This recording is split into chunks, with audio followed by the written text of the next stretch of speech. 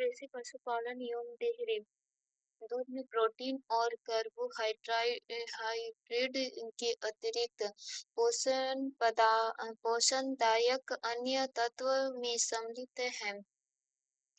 Calcium और potassium.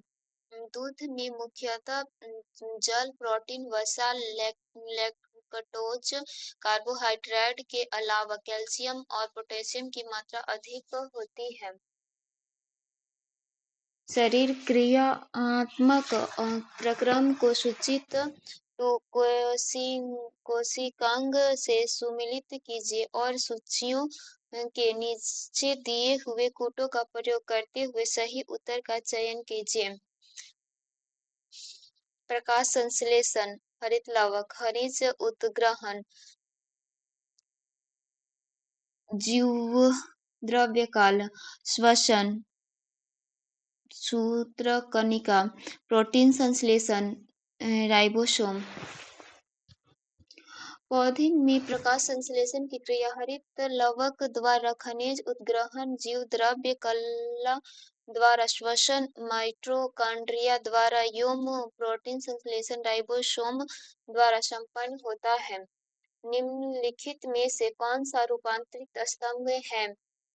आलू। आलू एक कंद है जो भूमिगत तने के रूप में रूपांतरित रहता है, जबकि काजार, शकरकंद, मूली आदि जड़ है। नारियल एक फल है। निम्नलिखित में से कौन सा पौधों के लिए अनिवार्य सूक्ष्म पोषक नहीं है? सोडियम।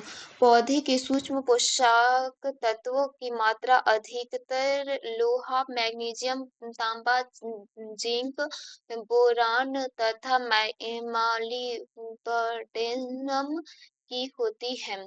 तर्क शक्ति। चूहे के लिए बिल्ली वही है जो मक्खी के लिए है। मकड़ी। जिस प्रकार बिल्ली चूहे को पकड़कर खा जाती है, ठीक उसी प्रकार मकड़ी मक्खी को पकड़कर खा जाती है। इस प्रकार स्पष्ट है कि जो संबंध चूहे और बिल्ली में है, वही संबंध मक्खी और मकड़ी में है। निम्नलिखित में से कौन सा कथनों की जांच कीजिए? जॉर्ज सोमवार को संगीत कक्षा में उपस्थित होता है। वह बुधवार को गणित की कक्षा में उपस्थित होता है। उसकी साहित्य की कक्षा शुक्रवार को नहीं होता है। वह गणित की कक्षा के दूसरे दिन इतिहास की कक्षा में उपस्थित होता है। मंगलवार को वह खेलकूद की कक्षाओं में उपस्थित होता है। यदि वह एक दिन में एक ही कक्षा में जाता है और रविवार को उसकी छुट्टी रही हो, तो अन्य किस दिन को भी उसकी छुट्टी रहेगी? शुक्रवार। व्याख्या दिन कक्षा। सोमवार संगीत, मंगलवार खेलकूद, बुधवार गणितीय, बृहस्पतिवार इतिहास, शुक्रवार शनिवार साहित्य और रविवार साहित्य। स्पष्ट है कि जॉर्ज की साहित्य की कक्षा शुक्रवार को नहीं लगती तथा वह एक दिन में एक ही कक्षा में जाता है, इसलिए निश्चित ही शुक्रवार की छुट्टी रहेगी। लक्षण ए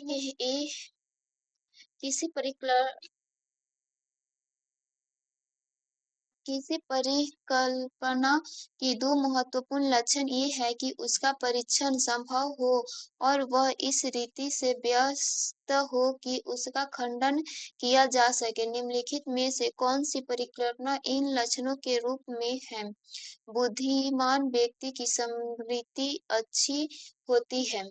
चूंकि परिकल्पना सदैव किसी कार्य के कारण कारण, प्रक्रिया और परिस्थिति के घटकों के बारे में होती है। इसलिए बुद्धि व्यक्ति की समृद्धि समृद्ध इच्छा अच्छी होती है। वाक्य क्या परीक्षण तथा खंडन दोनों संभव है। जो व्यक्ति बुद्धिमान है उनका परीक्षण करके उनकी समृद्धि का पता लगाया जा सकता है।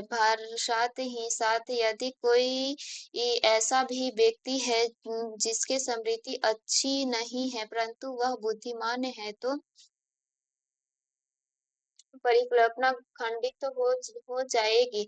स्पष्ट है कि किसी व्यक्ति में अच्छी स्मरण शक्ति हो सकती है परंतु यह आवश्यक हो नहीं है कि वह बुद्धिमान भी हो। दूसरे विकल्प में कुछ पक्षी जंतु होते हैं परिकल्पना स्वयं सिद्ध है, इसका खंडन नहीं किया जा सकता है। तीसरा विकल्प कुछ व्यावसायिक बेईमान होते हैं कि परिकल्पना तो संभव है किंतु कुछ ऐसे भी व्यावसायिक समूह हैं जो इस ईमानदारी और इसीलिए इसका खंडन संभव नहीं है। जहाँ तक चौथे विकल्प का प्रश्न है, सभी मनुष्य नश्वर है। परिकल्पना साहित्य स्थापित सत्य है, इसीलिए इसका न तो परीक्षण ही हो सकता और न खंडन ही संभव है। दिए हुए पाइप चार्ट में 1970 और 1990 में किस देश के क्षरों और अक्षरों का अनुपात दिखाया गया है और साथ ही क्षरों में पुरुषों एम और स्त्री एफ का अनुपात भी दिखाया गया है। निम्नलिखित में से कौन सा कथन पूर्ण असंदिग्ध हो कहा जा सकता है। साक्षर एफ एम अक्षर 1970 में अक्षरों में आधी स्त्रियां थीं। इन वर्षों में साक्षर पुरुषों का कुल पुरुष जनसंख्या से अनुपात वही बना रहा है। इस अवधि में पुरुष की साक्षरता में सुधार नहीं हुआ है। इसी अवधि में सुरक्षा पुरुषों से साक्षर स्त्रियों के साक्षर पुरुषों में साक्षर स्त्रियों के अनुपात में उल्लेखनीय सुधार हुआ। ऑप्शन सी उपयुक्त ग्राफ से स्पष्ट है कि 1970 में 1990 की अवधि के दौरान पुरुषों की साक्षरता जैसे 1970 में 120 थी वह 1990 में भी अस्थायी बनी रही है, जिससे निष्कर्ष निकाला जा सकता है कि पुरुषों की साक्षरता दर में कोई वृद्धि नहीं हुई।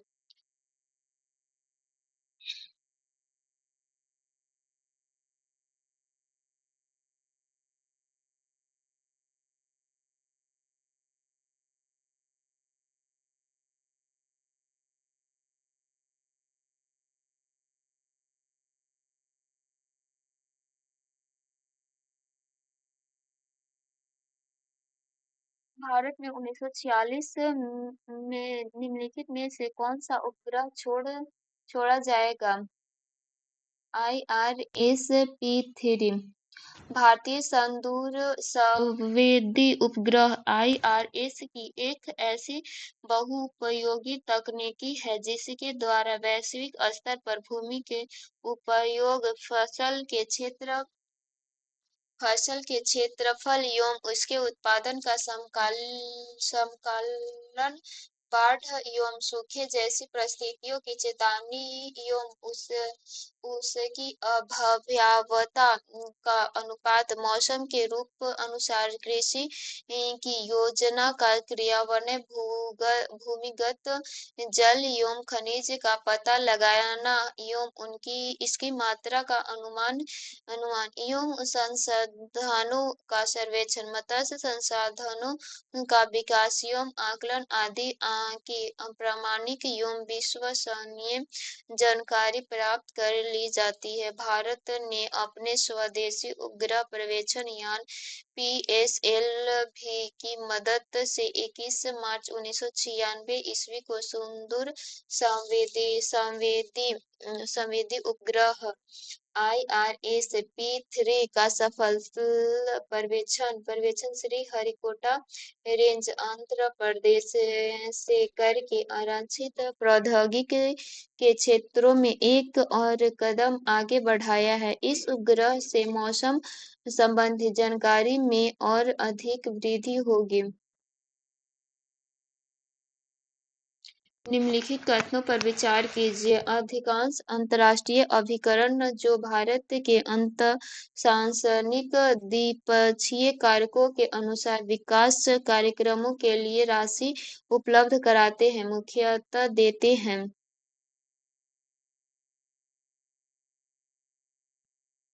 तकनीकी सहायता,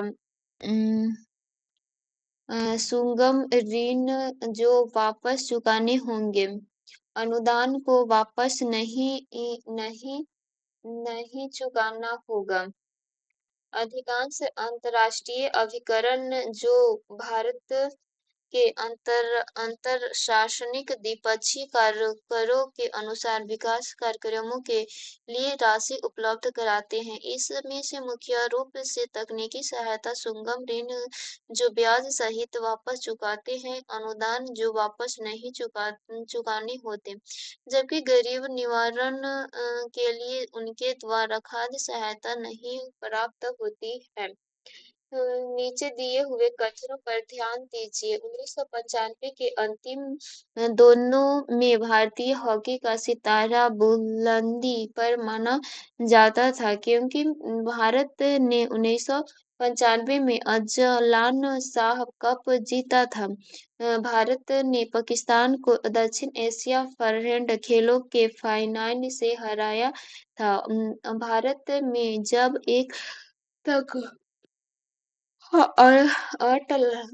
अटलांटा ओलंपिक में प्रवेश के लिए योग्यता पा ली थी।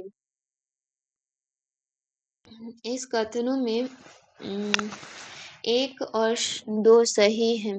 भारतीय हॉकी टीम ने अटलांटा ओलंपिक में प्रवेश के लिए योग्यता 19 से 28 जनवरी 1996 में बार्सिलोना, स्पेन में संपन्न प्री ओलंपिक क्वालिफाइंग हॉकी प्रतियोगिता में हासिल की थी। इस प्रकार 1995 के अंत तक भारत को यह योग्यता प्राप्त नहीं थी।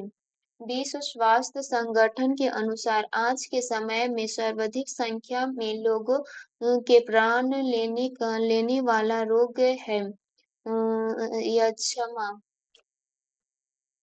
यक्ष्मा क्षय रोग। मनुष्य के माइक्रोबैक्टीरियम ट्यूबरकुलोसिस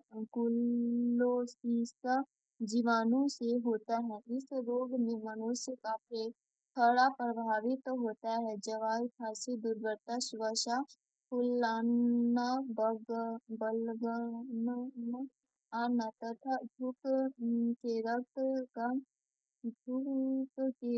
का आना इस रोग का विशेष लक्षण है। विश्व स्वास्थ्य संगठन के अनुसार आधुनिक समस्या में यह रोग सर्वाधिक मनुष्यों की मृत्यु का कारण है। भारत ने आज रोग निवारण कार्य के लिए जिस पोषणहीनता स्थिति को परम अग्रता देना आवश्यक है, वह है जीरोफोथोलीमिया। सकवरी रोग विटामिन सी की कमी से होता है। रिकेटस, जिसे सूखा रोग के नाम से भी जाना जाता है, यह विटामिन डी की कमी से होता है। पेल्मोग्रा एक प्रकार का त्वचा से संबंधित रोग है जो पैथोथेनिक अम्ल विटामिन B5 की कमी से होता है, जबकि जेरोथोलीमिया आंख से संबंधित बीमारी है जो पोषणहीनता की स्थिति में होता है। जैसे नाफ्ता एशियान जैसे उद्भूत हो रहे संसार के व्यापार समूहों से आशा की जाती है कि वे संसार भर में मुक्त व्यापार के संकुचन का कार्य करें।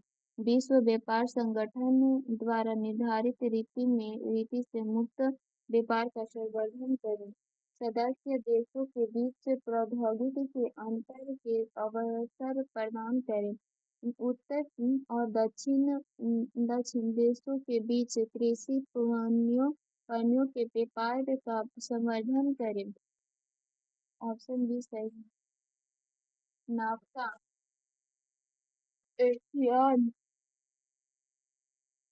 जैसे संसार के अद्भुत हो रहे व्यापार समूहों से आशा की जाती है कि वे विश्व व्यापार संगठन (डब्ल्यूटीओ) द्वारा निर्धारित रीति से मुक्त व्यापार का संवर्धन करें। डब्ल्यूटीओ की स्थापना गैट के स्थान पर 1995 ईस्वी में हुई थी, जिसका उद्देश्य विश्व व्यापार पर नजर रखना एवं उसके एक उचित दिशा प्रदान करना है।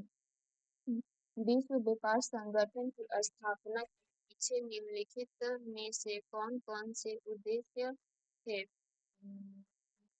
कि देशों के बीच मुक्त व्यापार और संसाधन प्रवाह का संवर्धन, विविध देशों के बीच संतुलित व्यापार की व्यवस्था, पूर्वी ब्लॉक के देशों और पश्चिमी विश्व के बीच व्यापार का संवर्धन। नीचे दिए हुए तत्वों का प्रयोग करते हुए सही उत्तर का चयन कीजिए। 1 और 2 और 4 सही।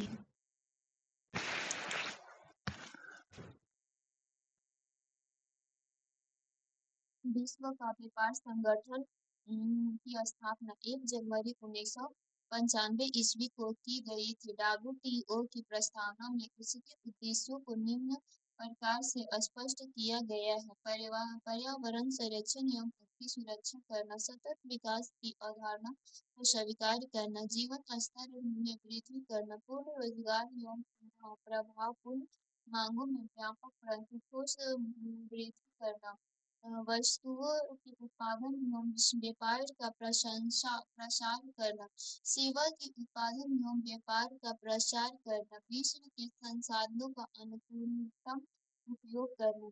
निम्नलिखित वक्तव्यों पर ध्यान दीजिए। भारत में संपर्कित उपलब्ध प्रौद्योगिक स्तर को देखते हुए सौर ऊर्जा का सुविधा में उपयोग किया जा सकता है। आवासीय भावनाओं को गर्म पानी की पूर्ति करने के लिए लघु सिंचाई परियोजना हेतु जल की पूर्ति के लिए सड़क प्रकाश व्यवस्था के लिए कुछ गांवों और छोरो नगरों के समूहों में बिजली की व्यवस्था करने के लिए 1, 2, 3 और 4 सही। व्याख्या: भारत में संप्रतित उपलब्ध प्रौद्योगिकी स्तर को देखते हुए सौर ऊर्जा का उपयोग आवासीय भवनों को गर्म पानी की पूर्ति करने के लिए, लघु सिंचाई परियोजना हेतु जल की पूर्ति करने के लिए और सड़क प्रकाश व्यवस्था के लिए किया जा सकता है। 1996 ईस्वी के विश्व कप क्रिकेट में टेस्ट मैच न खेलने वाला जिन देशों ने भाग लिया उनमें सम्मिलित हैं संयुक्त अरब अमीरात, केनिया और हॉलैंड। 1996 ईस्वी के विश्व कप क्रिकेट में टेस्ट मैच न खेलने वाले जिन देशों ने भाग किया जिन देशों ने भाग किया उनसे संयुक्त अरब अमीरात, केनिया और हॉलैंड शामिल थे। निम्नलिखित में से किसने सुख मृत्यु प्रयत्न कर दिया है?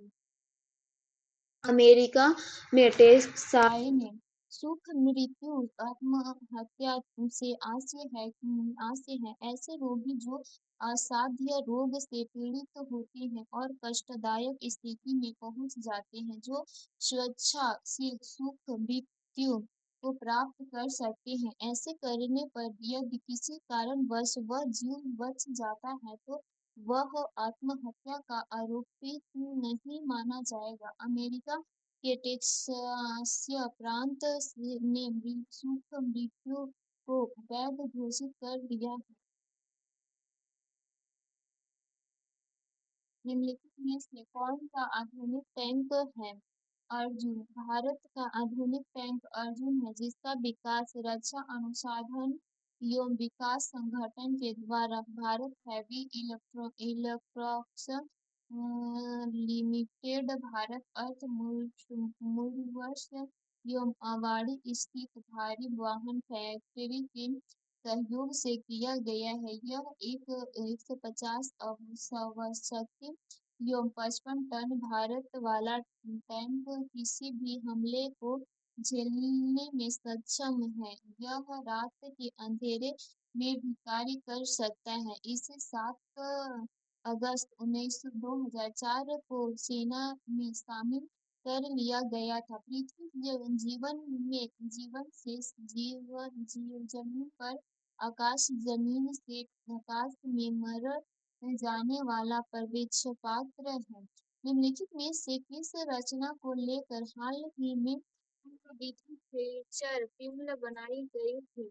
आर के नारायण की मल्लगुडी गेज, सलमान रश्दी की मिडनाइट चिल्ड्रेन, विक्रमशिख की ए सूटेबल बवाल, उपमन्यु चटर्जी की इंग्लिश ऑगस्ट। ऑप्शन डी सही है। प्रश्नकाल के दौरान उपमन्यु चटर्जी की इंग्लिश स्टॉग्स को लेकर एक फिल्म बनाई गई थी। प्राचीन भारत के विश्वपति विषयक धारणाओं के अनुसार 4 युगों के चक्र का क्रम इस प्रकार है। कृष्ण ने त्रेता, द्वापर और कली। भारत के विश्वोत्पत्ति विषयक धारणाओं के अनुसार 4 युगों के चक्र का क्रम इस प्रकार है: कृति, द्वापर, त्रेता और कलियुग। इन युगों में देवताओं के वर्ष 4800, 3000, 2400 एवं 1200 निहित है। इन युगों में देवताओं का एक वर्ष मानव के 360 वर्षों के बराबर है। इन युगों को कभी सोना, चांदी, तांबा एवं लोहा जैसे धातुओं का नाम दिया जाता है। इस समय हम लोग कलयुग में वास कर रहे हैं। निम्नलिखित में से कौन से युग्म सही सम्मिलित है? इडकी, ताप विद्युत केंद्र, सवरी। नीचे दिए हुए फोटो का प्रयोग करते हुए सही उत्तर का चयन कीजिए। ऑप्शन एफ सही है। 2, 3 और 4 सही है। साबरीगिरी जल विद्युत परियोजना और घाट प्रभाव सिंचाई परियोजना, रामगंगा बहुउद्देशीय परियोजना। सबरीगिरी एक जल विद्युत परियोजना है जो केरल राज्य में स्थित है। घाट प्रभा एक सिंचाई परियोजना है जो कृषि की सहायक घाट प्रभा नदी पर स्थित है। यह कर्नाटक राज्य में स्थित है। इडुक्की परियोजना एक बहुउद्देशीय परियोजना है जो केरल राज्य में स्थित है। रामगंगा एक बहुउद्देशीय परियोजना है जो उत्तरांचल राज्य में स्थित है। यह भागीरथी नदी पर स्थित है। निम्नलिखित कार्यक्रमों पर ध्यान दीजिए: वर्गीकरण और वैवर्त्य भूमि विकास, पुनर्वनीकरण और विद्यमान वनों में पुनः पौधरोपण, लकड़ी के अन्य विकल्पों को प्रोत्साहन और अन्य प्रकार के ईंधन की पूर्ति, पीड़कों और कीटों से होने वाले लक्ष्य से वन क्षेत्र की हानि को रोकने के लिए पीड़कनाशकों और कीटनाशकों के व्यापक प्रयोग का समर्थन राष्ट्रीय वन नीति 1988 में सम्मिलित है। 1, 2 और 3 वर्गीकरण और व्यर्थ भूमि विकास पुनर्वनीकरण और विद्यमान वनों और पौधरोपण लकड़ी के अन्य विकल्पों को प्रोत्साहन और अन्य प्रकार के ईंधनों की पूर्ति राष्ट्रीय वन नीति 1988 में सम्मिलित है। वनीकरण एवं व्यर्थ भूमि विकास पुनर्वनीकरण और विद्यमान वनों में पुनः पौधरोपण तथा लकड़ी के अन्य विकल्पों को प्रोत्साहन और अन्य प्रकार के ईंधन की पूर्ति उन त्रस्तियों में जिनके परिणामस्वरूप अघातता आदि होती है हानिकारक पदार्थ हैं मेथिल एल्कोहल प्रयोग शराब बनाने में किया जाता है। यह अत्यंत विषैला होता है जिसके कारण शराब पीने वाले की अधमता होने की संभावना अधिक होती है। अधिक सेवन करने से मृत्यु होने की भी संभावना रहती है। 30 मील या इससे अधिक सेवन पर अंधता होने की पूरी संभावना होती है। निम्नलिखित में से किस देश ने लगभग द्विदलीय पद्धति विकसित कर ली है? बांग्लादेश। बांग्लादेश में इस समय केवल 2 पार्टी बांग्लादेश नेशनलिस्ट पार्टी तथा अवामी लीग ही है। सत्ता का परिवर्तन इन्हीं 2 पार्टियों के मध्य होता है। इस प्रकार इस समय बांग्लादेश ने लगभग द्विदलीय पद्धति विकसित कर ली है।